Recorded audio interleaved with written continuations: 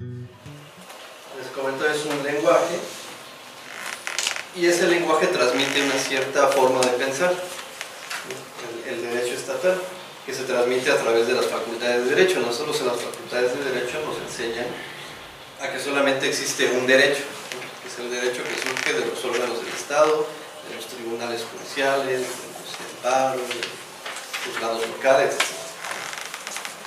Pero la realidad es que nuestro país no solamente se rige bajo las normas del Estado. En todos los pueblos indígenas ellos tienen sus propias instituciones, ahorita hemos platicado de eso, tienen sus propias normas de convivencia, tienen su propia historia, tienen su propia cultura. Entonces ahí se habla de que existe en el país algo que se le conoce como pluralismo jurídico. Plural. Hay muchas formas de que haya normas de convivencia en nuestro país. Entonces existe pluralismo jurídico cuando el derecho estatal entra en choque con el derecho o las normas o las reglas de convivencia de los pueblos indígenas, ¿no? Cuando los dos, el derecho del Estado y el derecho del pueblo, reclaman ser aplicables en un mismo territorio, porque tienen nociones distintas, ¿no?, de entenderse. Por ejemplo, en varios pueblos indígenas del país, la caza de algunos animales es permitida, es una cuestión cultural, es una cuestión de sobrevivencia dentro de su cosmovisión como pueblos indígenas.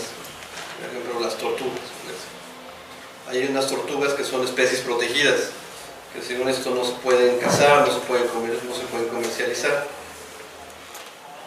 Y ha habido casos en los cuales los pueblos indígenas, haciendo uso de sus propias tradiciones, se comen a las tortugas.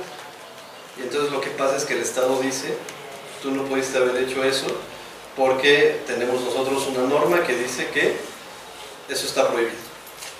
Y entonces ahí hay dos normas o dos derechos en juego: el derecho del pueblo, que ancestralmente ha comido esas tortugas, y el derecho del Estado, que en algún momento llegó y dijo: ustedes no pueden hacer eso. O por ejemplo, las policías comunitarias en Guerrero. En Guerrero hay policías que son nombrados en asamblea por todo el pueblo y que no son como la policía del gobierno, es una policía comunitaria. O también es común que pues, las personas vayan armadas, con algún rifle, alguna escopeta antigua por lo general, y eso en la tradición del pueblo es normal, es común que salgan a la calle, al campo, con sus armas. Pero si lo vemos desde el derecho del Estado, está prohibido usar armas sin un permiso de la Secretaría de la Defensa Nacional. Entonces ahí también tenemos otra vez que está en el pugna el derecho que tienen los pueblos a armarse, porque así lo han hecho ancestralmente, y el derecho del Estado que surgió después. Eso es el pluralismo jurídico, que hay muchas normas conviviendo en un mismo Estado. Entonces el Estado no es el único que dicta las reglas de convivencia, sino también los pueblos lo han hecho. ¿Y por qué razón ha pasado así? Es una cuestión de hecho. Porque la idea de pueblos originarios, que ha sido reconocida en ciertos tratados internacionales, es que los pueblos son aquellas comunidades que descienden directamente de aquellos que existían antes de que se formara el Estado mexicano o antes de que hubiera un proceso de colonización. Es decir, los pueblos indígenas ya estaban aquí. Llegaron los españoles, colonizaron y ellos impusieron otro derecho, otra forma de convivencia. Pero los pueblos ya se organizaban de una cierta forma. Pasó la época de la conquista, de la colonia, y se formó México. La independencia, y se forma México. Se forma el Estado mexicano. Cuando se forma el Estado mexicano, todavía seguían los pueblos indígenas. Y todavía seguían muchos de ellos rigiéndose bajo sus propias normas, con sus propias autoridades y sus propias instituciones. Porque la colonia lo permitió. Durante el periodo colonial se permitió en muchas ocasiones que los pueblos mantuvieran a sus propios gobernadores, sus propias formas de gobierno, y eso pervivió hasta el momento de la independencia del mexicano, hasta que se formó México como Estado. Entonces la idea de pueblo es que ustedes como pueblos estaban desde antes. Y como lo mencionaba, hay una memoria colectiva, hay un hilo conductor, el maíz, la cultura mesoamericana, la cultura prehispánica, una lengua, etc. Entonces todas esas formas de convivencia todavía siguen aquí. Entonces lo que dicen los tratados internacionales es que son pueblos, aquellos que descienden de los que estaban antes de que se formara el Estado mexicano, o un proceso de colonización. Esos son los pueblos, y que mantienen sus instituciones políticas, sociales, culturales y económicas, o una parte de ellas, porque evidentemente han pasado más de 500 años, mucho más quizás, y los pueblos también es natural que vayan cambiando sus formas de organización. Mantienen a lo mejor un cierto hilo conductor, pero sus instituciones han ido cambiando. Entonces la protección de los derechos de los pueblos es para todos aquellos que mantienen sus instituciones políticas, sociales, culturales o económicas, o una parte de ellas. En ese sentido, pues ustedes, con todo lo que hemos platicado, creo que está bastante claro que sí son un pueblo originario, un pueblo indígena. Aquí la noción de pueblo originario y pueblo indígena la estoy utilizando como sinónimo, no me estoy refiriendo exactamente a lo mismo, solamente son dos formas de nombrar. Pueblo indígena, porque los indígenas así se llamaron a las poblaciones que estaban aquí al momento de la conquista, se les llamó indígenas, y originarios porque vienen de ese pasado ancestral, del origen. Mi origen es esta tierra, estos ancestros, este pasado cultural, etc. Pero los estoy utilizando como sinónimos. Entonces, pues aquí esta imagen es de los compañeros zapatistas de Chiapas, que ellos han fomentado pues, los derechos de los pueblos indígenas, la idea de que existen formas de organización alternativas al Estado mexicano, y ellos lo han podido hacer así precisamente porque ellos desde siempre se han organizado de forma autónoma. O sea, el Estado mexicano nunca ha llegado hasta Chiapas, por eso ha sido una región que ha estado pues, en el olvido, y por eso ellos han podido seguir manteniendo sus propias instituciones, su cultura y demás. Pues como aquí, que tampoco ha llegado al Estado. Yo creo que en muchos lugares no ha llegado. Sí llega, nada más en este tiempo. En tiempos electorales. En estos tiempos, cuando más se presenta. Entonces, eso es lo que es los pueblos. Entonces, como les comentaba, en algún momento, en el siglo pasado, por ahí de 1947, me parece, quizás un poquito más adelante, la década de los 50. La Organización Internacional del Trabajo, que es un organismo internacional que se dedica a la defensa de los trabajadores, se dio cuenta o empezó a discutir que había muchos trabajadores que son trabajadores del campo y que eran indígenas también al mismo tiempo. Entonces esa organización internacional, la OIT, Organización Internacional del Trabajo, empezó a trabajar en un convenio sobre derechos de pueblos indígenas.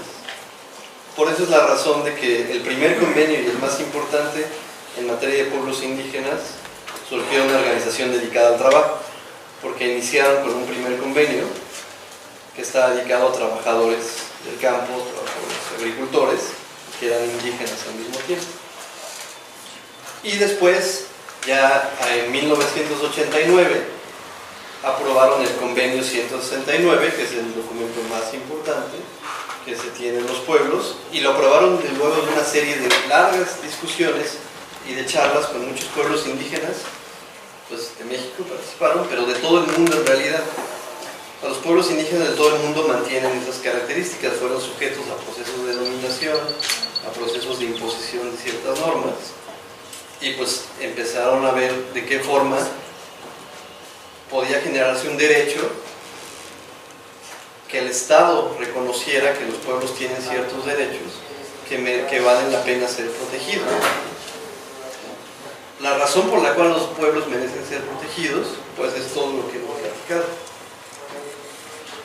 Y yo no entro tanto a la cuestión de los artículos en particular, porque creo que eso puede llegar a limitar la creatividad o lo que ustedes están planteando dentro de sus estrategias para una lucha en concreto. Porque finalmente los derechos surgen a partir de luchas sociales. El convenio 169 no existía, pero aún así los pueblos defendían su tierra, su territorio, sus recursos naturales. O sea, antes del convenio ya había defensa de todo lo que hace que sea importante proteger a los pueblos. Y a partir de las luchas sociales se logró la aprobación del convenio. Entonces puede ser el caso que en estos momentos haya cosas que no estén contempladas en el convenio o en la Declaración de las Naciones Unidas sobre Pueblos Indígenas, pero que ustedes en su lucha social lo consideren importante que esté. Entonces, veamos a los derechos como un marco mínimo que puede ser expandido, ¿no? O sea, si hay algo que ustedes consideren que se debe ser protegido y que tiene una importancia especial para su sobrevivencia, para la reproducción de su cultura, de sus condiciones de vida, y no está en un artículo, no pasa nada, porque los convenios y los tratados son estándares mínimos de protección. Se pueden expandir, se pueden crear nuevos derechos. Los derechos se van acomodando a las necesidades de cada población. Y sobre todo considerando al siguiente tema que vamos a entrar, que es entender qué es la libre determinación de los pueblos. O sea, los pueblos tienen un derecho fundamental, es como el pilar de todos los derechos de los pueblos, se le conoce el derecho a la libre determinación. Para ustedes, ¿qué es la libre determinación? ¿Qué entienden ustedes por libre determinación? El respeto por determinar cómo se puede uno organizar cada comunidad, pueblo, zona, cada lugar. Es tomar decisiones. Tomar decisiones, sí. De manera libre, sin que nadie nos esté obligando. ¿Algo más? ¿Qué es lo primero que les viene a la mente con libre determinación? Decidir nuestras propias normas, ¿no?, de convivencia, Sí. nuestras propias autoridades, incluso. Libre de expresarse. Sí. Libre de expresarse, sí. ¿Algo más que se les venga a la mente con la idea de libre determinación? Una decisión que no se pueda cambiar.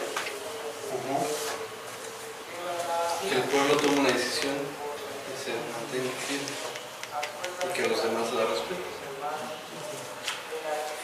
¿Algo más? Una decisión que es consensada en una asamblea, por ejemplo, el uso de la asamblea, bueno, el desarrollo de las decisiones en asambleas, por ejemplo.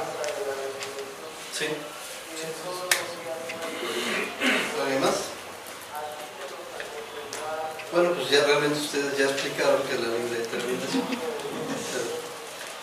Eso está en los pueblos, pues, la idea de la libre determinación. O sea, lo que ustedes están diciendo está en tratados internacionales, está en informes de relatores de la ONU, de la Organización de las Naciones Unidas, está en libros, en la Constitución. Pero como les digo, los derechos pues surgen a partir de estos diálogos, de esta construcción colectiva. A mí lo que me importa más es que ustedes, precisamente en este ejercicio, decidan qué es para ustedes la libre determinación, que yo decirles lo que dice la Constitución sobre la libre determinación. Que realmente estamos hablando prácticamente de lo mismo. Lo que yo puedo darles es algunos elementos para entender un poco la historia de la idea de la libre determinación, por ejemplo. Cuando fue después de la Segunda Guerra Mundial, que se empezó a crear los mecanismos de protección de derechos humanos, la Organización de las Naciones Unidas, se crearon dos pactos internacionales. Se creó un pacto de derechos civiles y políticos y un pacto para proteger derechos económicos, sociales y culturales. Se pudo haber hecho en uno solo, pero por las condiciones en ese momento en el mundo, que había como una lucha entre la Unión Soviética, que tenía como una perspectiva socialista, del mundo, de una construcción socialista del mundo, y otra parte que era Estados Unidos, que tenía una perspectiva un poco más liberal e individual. Entonces, por esa razón histórica, tenemos dos pactos que realmente podrían estar integrados en uno solo, ¿no? Hay algunos principios en materia de derechos humanos que nos dicen que los derechos humanos son indivisibles e interdependientes, es decir, se relacionan entre sí. Si hay alguna afectación a un derecho, automáticamente va a haber una afectación a otro. Por ejemplo, en el caso que ustedes tienen de la mina, pues su afectación a su derecho a la libre determinación significa también una afectación al derecho a la salud, al derecho al medio ambiente, ¿no? Esa es la relación de interdependencia. A la vivienda. ¿Sí? Entonces, en esos dos pactos se estableció en sus primeros artículos que los pueblos tienen el derecho a la libre determinación y que en el marco de la libre determinación pues pueden decidir sobre sus condiciones de vida, sobre la forma en la que se van a organizar, etc. Estaba pensado en un inicio esos artículos pues para algunos procesos de independencia o descolonización que existían. Había colonias en África, por ejemplo, y entonces estaba pensado el derecho a la libre determinación con respecto a esas colonias para que pudieran liberarse o pudieran decidir su propio destino. En un inicio la idea de la libre determinación no estaba pensado para los pueblos indígenas que existen en un estado. Fue precisamente la lucha de los pueblos que llevó a considerar que es importante también que dentro de un mismo estado los pueblos puedan decidir cómo organizarse y cómo quieran vivir. O sea, básicamente la libre determinación es escoger como un plan de vida. Es un plan de vida colectivo, el plan de vida que el pueblo decide hacia dónde va en el futuro, ¿no? Cómo quiere vivir en el momento, también cómo reconoce su pasado, porque los pueblos también tienen, yo creo que es parte de la libre determinación, cómo nosotros vamos a identificarnos hacia atrás, que es precisamente lo que hizo, ahorita que estamos hablando de la bandera purépecha, o de lo que ustedes podrían hacer con construir su propia identidad. Pues ustedes van a escoger qué elementos de su pasado son importantes para construir su identidad del día de hoy y qué es importante de lo que tienen ahorita para construir su futuro. Todo eso es la libre determinación. Pero una de las partes también importantes es el derecho a estar informado, ¿sí? Porque se supone que, por ejemplo, en el caso de la mina, se sabía de antemano el proyecto que se tenía y no se tomó en cuenta la población en ningún momento. Sí. Ese también es uno de nuestros derechos, Claro. a exigir la información, tener por lo menos la mínima información para tomar una decisión de si se queda, se va, nos beneficia, nos perjudica o algo así. Sí, sin duda.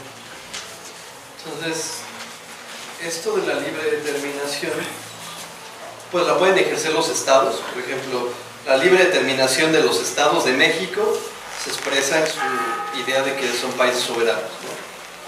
Seguramente han escuchado alguna vez la idea de soberanía, pues que significa que pues, ningún país extranjero puede venir a decidir sobre los asuntos, ¿no? Que se supone que así debería ser en nuestro país es superior. No ha sido de esa forma por nuestra cercanía con Estados Unidos. Pero bueno, la libre determinación en los estados se puede ejercer a partir de su soberanía, de esta idea de que elige todo su régimen interior, su forma de gobierno interior, y tiene derecho a que ningún otro estado venga a intervenir arbitrariamente en sus decisiones. Y la libre determinación, por lo que hacen los pueblos, es la misma noción de los estados. Ustedes tienen derecho a organizarse libremente y tienen derecho a que nadie venga a imponerles desde afuera alguna condición de vida, algún proyecto de desarrollo, etc. La libre determinación también se puede entender en la medida de que un país, un estado, decide independizarse. Tendría ese derecho, que es algo que estuvo en discusión hace algunos meses en España, que quería haber esta separación con la nación Cataluña, la nación vasca. Entonces, hay rumores de que Tijuana se quiere separar, ¿no? he visto algunas imágenes que dicen Bueno, sí. O es el caso incluso de aquí de nuestra comunidad que hemos dicho que podemos nosotros separarnos del ayuntamiento, ¿no? Y podemos nosotros gestionar nuestros propios recursos y ser un municipio autónomo, ¿no? Esa parte lo que es parte importante también de lo que podemos decidir, ¿no? Ahorita entraste a otro tema, porque la libre determinación se puede ejercer por vía de la independencia, o sea, separarse por completo del Estado y hacer un nuevo Estado. Pero la libre determinación se puede ejercer también por vía de la autonomía dentro del mismo Estado. Hasta el momento, en el país, ningún pueblo indígena ha dicho: yo quiero salirme del Estado mexicano, yo ya no quiero ser mexicano y quiero hacer mi propia nación. Eso no ha pasado.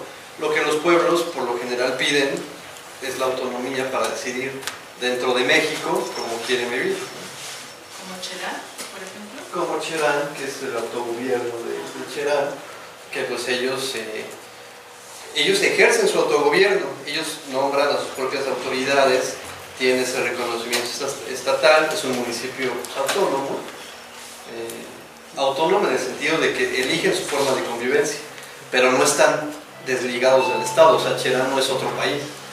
En Cherán mantienen relaciones con el gobierno del Estado de Michoacán, reciben presupuesto del Estado de Michoacán también, pero ¿quién lo ejerce ese presupuesto? Pues el pueblo de Cherán, ¿no? O sea, no es el gobierno de Michoacán que dice: ese recurso va para acá, ese recurso va para acá. No, la autonomía implica que sí debe haber transferencia de recursos económicos, pero que el pueblo es el que tiene que decidir cómo se va a organizar. Entonces la libre determinación se expresa, o sea, de forma concreta, digamos, en la autonomía para los pueblos indígenas. Y aquí, como para tratar de ayudarnos en la explicación, ponemos algunos elementos que puede incluir la autonomía. El primero de ellos, estamos hablando de que es la autoafirmación, que significa que dentro de este ejercicio de la autonomía, los pueblos pueden decidir pues, quiénes son ellos mismos, cómo se conciben ellos mismos como pueblo, cuáles son las características que los hacen ser pueblo, cuál es su identidad, quiénes conforman a su propia comunidad, etc. Hay una autoafirmación, y eso también se puede desprender o entender en otro término que se llama la autoascripción. Ahorita hablábamos que los pueblos son aquellos que descienden y que mantienen ciertas instituciones políticas y culturales. Los pueblos como unidad colectiva. Pero ustedes en lo personal son originarios o indígenas de un pueblo. Pero ¿cómo podemos saber quién es originario o indígena de un pueblo? Lo que se ha entendido a nivel internacional y nacional, y para evitar prácticas racistas o discriminatorias, es que quienes son indígenas originarios son los que se asumen como tales. No es una condición de nacimiento, no es una condición que dependa de algunos rasgos físicos, de un apellido, porque la noción de pueblo originario, como lo hemos visto, implica una cultura, una unidad cultural, una integridad cultural. Entonces puede ser el caso de que haya, como le llaman los pueblos, avecindados, que tengan 10, 15 años ya viviendo, y que ellos ya estén acoplados a las costumbres del pueblo, a la forma en la que se vive en el pueblo. Si estas personas que les llaman avecindados viven como la gente del pueblo, ellos mismos se pueden considerar originarios o indígenas del lugar. Entonces, no es una condición de nacimiento, no es una condición física, es una condición cultural. Y todos los tribunales y las autoridades del Estado, el ayuntamiento, el municipio, el gobierno del Estado, todos tienen que reconocer que alguien es indígena por el simple hecho de que alguien se autoescriba. Y así pasa en los tribunales. El Tribunal Electoral de la Federación, el Poder Judicial de la Federación, cuando uno ingresa una demanda en el Tribunal Electoral por parte de un pueblo indígena, únicamente señala: yo soy originario o soy indígena de tal pueblo y me autoescribo como tal. Me autoescribo que yo me señalo a mí mismo como integrante de una comunidad indígena. Entonces el tribunal nunca pide pruebas, nunca lo cuestiona, dice: ah, bueno, él ya se autoescribió, entonces él es indígena. no tenemos por qué cuestionarlo, porque sería racista, es discriminatorio, porque es una noción cultural que solamente lo puede entender quien lo está viviendo. Y así, pues los tribunales del país en otras materias, no solamente el Tribunal Electoral, los administrativos y demás, pues parten de esto, de que la autodescripción, la autoafirmación es el criterio fundamental para que sepamos quién es indígena de un lugar. Hasta aquí, ¿cómo vamos? ¿Tienen alguna pregunta o algún comentario? Todo está bien. Bueno, entonces seguimos con los elementos que tenemos aquí en segundo lugar, la autodelimitación. Que los pueblos tienen ese derecho a delimitar cuál es su territorio. ¿Cuáles son los límites de su territorio? Y para ello se pueden basar en los testimonios ancestrales, en los documentos primordiales, por ejemplo, en diversas pruebas que se hagan, en las mojoneras que mencionaban también allá, para poder delimitar su territorio y decir, esta parte es de nuestro pueblo. Y esto ya lo platicamos acá también, cuando yo preguntaba, pues para ustedes, ¿qué es propiedad del pueblo? Lo hacía por esa razón, porque es ese común derecho de los pueblos de decidir cuáles son sus límites, pero también cuáles son las zonas que son de uso común, cuáles son de uso comunitario, de uso colectivo para el pueblo. En la medida que ustedes lo reconocen como tal, y en la medida que los derechos de los pueblos son, podríamos decir que son como atemporales, o sea, son imprescriptibles, inembargables. Entonces, si ustedes reconocen el terreno del panteón como del pueblo, pues nadie nunca va a poder decir que les duele, ni siquiera el gobierno del Estado, porque recuerden la noción fundamental de la idea de pueblos indígenas. Ustedes estaban antes. ¿Y eso aplica para la mina? Sí, exacto.